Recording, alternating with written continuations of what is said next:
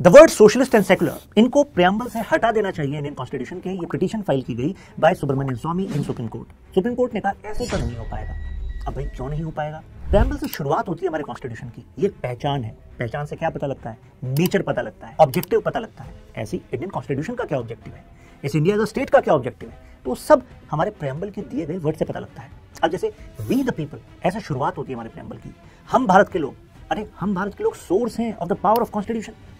तो जैसे कि आप मिनिस्टर्स को, ब्यूरोक्रेट्स को मानते हैं, अरे भाई साहब आप तो बहुत ऊपर हैं, असलियत में पावर का सोर्स आप हैं।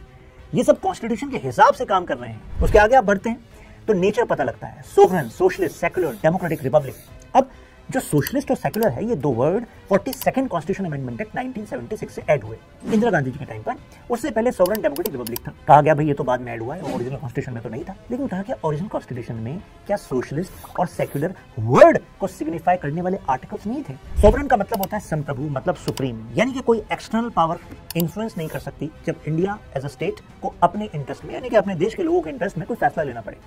रिसेंटली आपने देखा रशिया यूक्रेन क्राइसिस में यूएस ने लाख दबाव बनाया, अरे रशिया पर सैंक्शंस हम लगा रहे हैं, हमारे सैंक्शंस को मानो। क्या इंडिया ने ऐसा किया? नहीं किया। सोशलिस्ट, अब देखो हम चाहते हैं कि देश में इनइक्वालिटी कम हो, या सोशलिस्ट का मतलब ये नहीं है सब में सब कुछ बराबर, लेकिन हाँ एक्सप्लॉयटेटिव सिस्टम ना बन जाए। अगर रिसोर्सेज पूरे देश के केवल कुछ ही परिवारों के पास कंसंट्रेट हो जाएंगे तो आपको नहीं लगता बाकी सब लोगों के लिए प्रॉब्लमैटिक सिचुएशन होगी? क्योंकि कोई जो अमीर बनता है वो सिस्टम के हेल्प से भी अमीर बन सकता है। ऐसा ना हो, ये वर्ड ये सिग्निफाई करता है। सेक्युलर, सेक्युलर का मतलब है कि देखो स्टेट का अपना कोई रिलीजन नहीं होगा। जैसे पाकिस्तान का अपना एक रिलीजन है उनके स्टेट का, प्लस फ्रीडम है सबको अपने रिलीजन को फॉलो करने की। डेमोक्रेटिक मतलब हमारा जो सिस्टम है वो डेमोक्रेटिक, यानी कि लोग डिसाइड करेंगे सरकार किसकी बनेगी। जब से लोगों को लगेगा कि अरे ये सरकार हमारे लिए काम नहीं कर रही तो नेक्स्ट इलेक्शन में चेंज कर देना, टेंशन क्यों ले रहे हैं।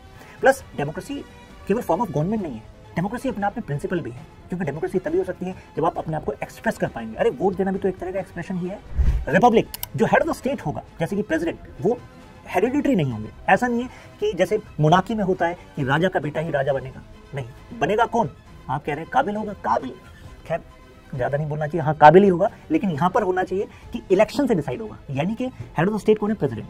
तो प्रेसिडेंट काबिल का यहाँ मतलब है इलेक्शन होगा, इनडायरेक्ट इलेक्शन होगा। कोई मुझे बताना चाहेगा कमेंट में कि प्रेसिडेंट के इलेक्शन में कौन कौन वोट डालता है? क्योंकि इनडायरेक्ट इलेक्शन होना प्रेसिडेंट का, ये अपने आप में शो करता है कि भाई हम रिपब्लिक हैं, मोनार्की नहीं है, राइट। अब बात करते हैं ऑब्जेक्टिव्स पर, यानी कि जस्टिस, लिबर्टी, इक्वालिटी, फ्रेटर्निटी। इसको लेकर नेक्स्ट रील देखिए, वहां पर इनको भी सिंप्लीफाई करेंगे।